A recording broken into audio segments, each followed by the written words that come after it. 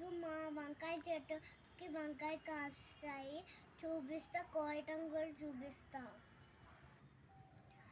ఇదిగో అండి నా చెట్టు వంకాయ. ఇదిగో ఈ చెట్టు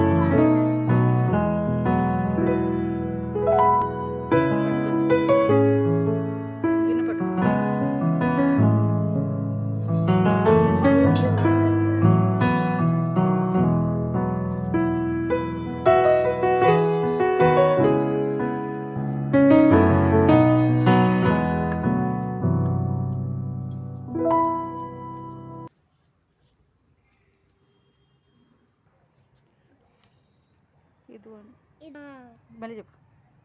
వంకాయ ఇదిగా అండి మా వంకాయలు ఉన్నాయి.